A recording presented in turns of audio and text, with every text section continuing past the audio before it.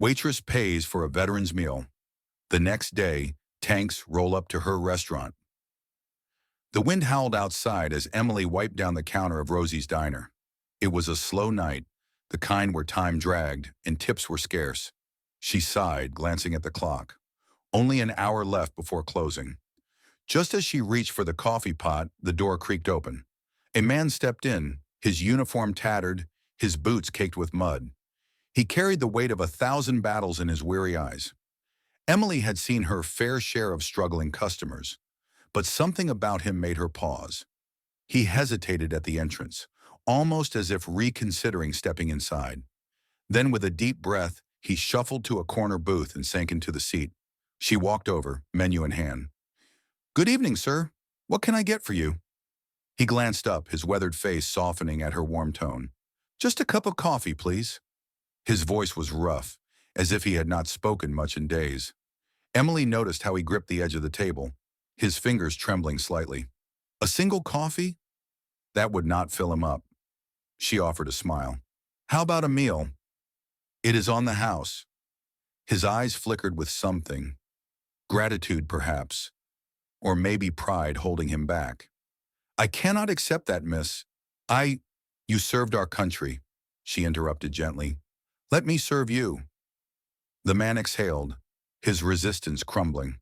He gave her a slow nod. "Thank you." Minutes later, she placed a steaming plate of food before him, eggs, bacon, and a generous stack of pancakes. He stared at it for a long moment before picking up his fork. The first bite seemed to hit him hard, his eyes closing as he savored the warmth of a real meal. As he ate, Emily watched discreetly. Something about him felt different. He was not just any struggling veteran. There was a quiet strength in the way he carried himself, even in his exhaustion. She wanted to ask about his story, but something told her he was not ready to share. When he finished, he reached into his pocket, pulling out a few crumpled bills. "I can pay for the coffee at least." Emily shook her head, pushing the money back toward him. "Consider it a thank you for your service." For a moment he just looked at her, something unspoken passing between them. Then with a small, almost reluctant nod, he slid the money back into his pocket. "People do not usually do things like this," he murmured. "They should," she replied simply. He stood up, adjusting his jacket. "You are a kind soul, miss.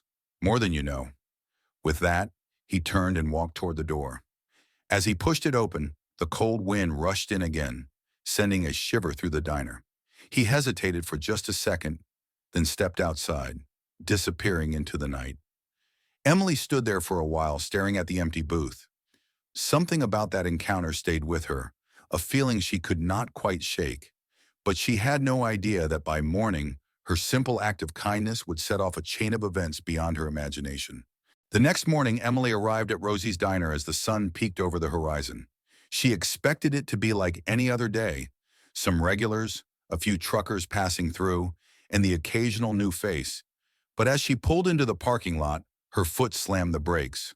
Her heart pounded in her chest. Right outside the diner, a convoy of military vehicles was lined up, stretching down the road. And at the center of it all, two massive tanks sat parked right in front of the entrance. A few customers had gathered outside, their phones raised, capturing the surreal scene. Emily's pulse raced as she slowly stepped out of her car, her breath visible in the crisp morning air.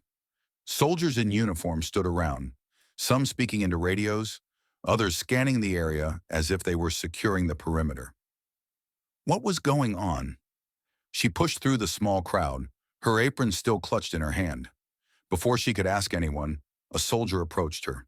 His uniform was crisp, his boots polished, but his expression was unreadable. "Are you Emily Carter?" His voice was firm, but there was no hostility in it. Emily swallowed hard. "Yes, that is me." The soldier nodded, then stepped aside. And that was when she saw him, the same man from last night, the quiet, weary veteran she had fed. But he was different now. His tattered clothes were gone, replaced by a clean, decorated uniform. Medals gleamed on his chest, and behind him stood a group of high-ranking military officials. Emily's mind spun. The man she had thought was just another struggling veteran was clearly someone important. The man stepped forward, his gaze steady. "Good morning, Miss Carter," he said, his voice carrying a quiet authority. "I believe we owe you a thank you." Emily blinked. "A thank you?" He nodded, his lips curving into a small smile. "You did not know who I was last night, did you?" She shook her head, still too stunned to speak. "My name is General James Holloway," he said, and a gasp rippled through the onlookers. "Commander of the United States Army Special Operations Division." Emily felt like the ground had vanished beneath her. A general? The man she had fed? The man who had looked like he had nothing left? Was one of the highest-ranking officials in the military? General Holloway continued, his tone softer now. "I have been away on an unclassified mission. A long one. I came back home to a country I barely recognized.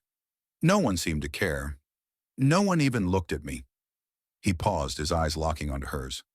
"But you did." Emily's throat tightened. "You saw a man who needed kindness," he continued. "Not because of a uniform, not because of rank, but because it was the right thing to do."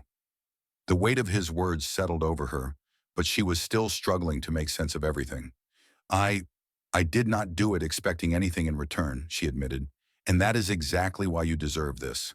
He turned slightly, nodding toward one of the soldiers. Within seconds, a briefcase was brought forward and opened, revealing stacks of crisp bills inside. Emily gasped. $50,000, General Holloway said. "A personal gift from me.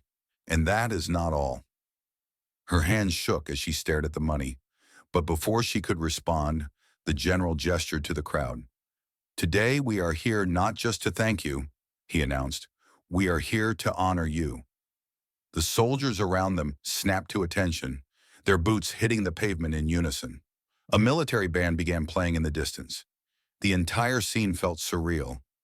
Emily's hands covered her mouth as tears pricked her eyes. This was not just gratitude. This was a moment she would never forget, and it was only the beginning. Emily stood frozen, her breath shallow as she tried to process what was happening. The crowd had grown, people whispering, snapping photos, and watching in awe as the military presence turned her small diner into the center of attention. The $50,000 in the briefcase felt surreal, but it was not the money that overwhelmed her. It was the sheer magnitude of the moment. General Holloway took another step closer, his gaze warm but unwavering. "You reminded me that kindness still exists," he said, "and for that I intend to return the favor." Before Emily could respond, one of the high-ranking officers handed the general a folder. He opened it, pulled out a certificate embossed with the official seal of the United States Army, and held it up for the crowd to see. "This is a certificate of honor personally signed by top military officials," General Holloway announced. "We award this to those who go above and beyond in their service to the country. And while you may not wear a uniform, Emily Carter, last night you proved that you serve in your own way." Emily's lips parted in shock as the crowd erupted into applause. A lump formed in her throat as the general extended the certificate toward her. With trembling hands, she accepted it, feeling the weight of the recognition settle in her chest.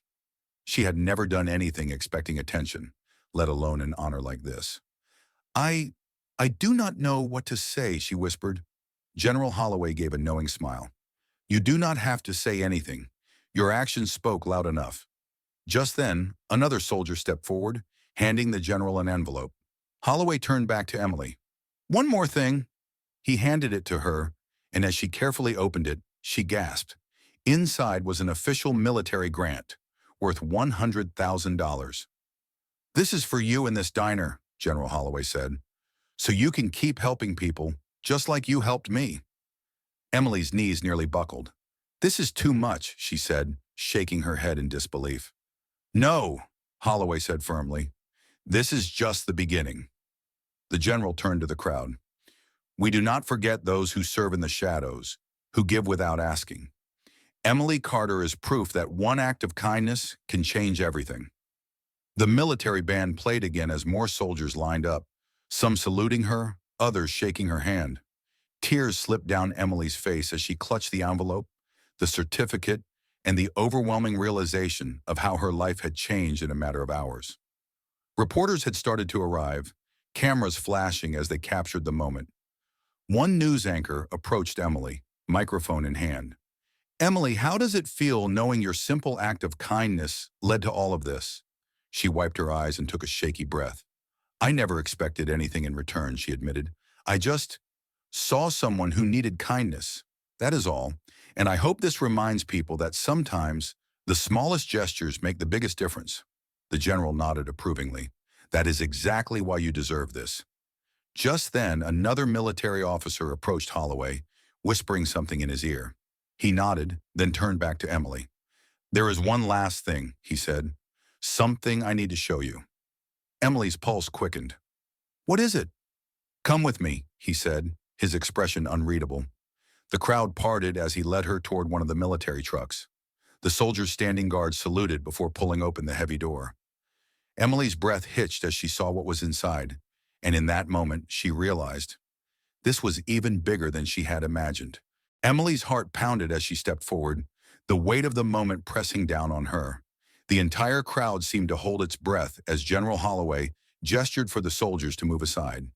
Then with a firm nod, one of them pulled open the back doors of the military transport truck. Inside, neatly arranged in rows, were boxes upon boxes of supplies, non-perishable food, bottled water, blankets, and clothing. Each crate was labeled with military insignias. Emily's eyes darted across them, confusion flickering across her face. What is all this? She asked, barely able to find her voice. General Holloway stepped beside her, his gaze steady. This, he said, is for your diner, for your town, for anyone who walks through your doors needing help. Emily's breath hitched. We have seen too many people struggle, Holloway continued. Veterans, families, the elderly, too many left behind. You did not just give a meal to a homeless man that night. You gave hope, and we are here to make sure that hope keeps spreading. Tears welled up in Emily's eyes as she stared at the supplies. This was not just a gift. This was a lifeline. Her little diner, a small-town restaurant barely scraping by, was now going to be a place of refuge for those in need. The crowd erupted in cheers, but before she could even process what was happening, Holloway spoke again. And one more thing. Emily turned to face him, still overwhelmed. There is more? She asked in disbelief. Holloway smiled. Yes, because kindness like yours deserves more than just a thank you. He signaled toward another soldier, who stepped forward holding a set of keys. Emily's brows furrowed as the soldier extended them toward her. What are these for? She asked hesitantly. The general nodded toward the street. Why don't you take a look? Emily turned, and her breath caught in her throat. A brand new food truck, gleaming under the morning sun, was parked just down the street. Its side was painted with the words Emily's Hope, serving those who serve us, in bold letters, with an emblem of the American flag beside it. She staggered back, barely able to stand. No, this cannot be real, she whispered. It is very real, Holloway said warmly. We want you to have the ability to reach even more people. This food truck will allow you to serve meals not just here, but anywhere they are needed. Veteran shelters, disaster relief sites, struggling communities. Emily broke down, covering her face as sobs shook her shoulders. Never in her wildest dreams had she imagined anything like this. Holloway gently placed a hand on her shoulder. You showed the world what one act of kindness can do, Emily. Now let the world see how far that kindness can go. The crowd surged forward, chanting her name. Reporters rushed to capture every moment, broadcasting it across the nation. Emily Carter, the small-town waitress, had become a symbol of compassion. She wiped her tears and took a shaky breath, gripping the keys in her hand. I do not know how to thank you, she said. Holloway shook his head. You already have. Now go make a difference. As the sun rose higher in the sky, Emily knew her life had changed forever. But more than that, she knew she was ready to change the lives of others. Because kindness was not just a moment, it was a movement.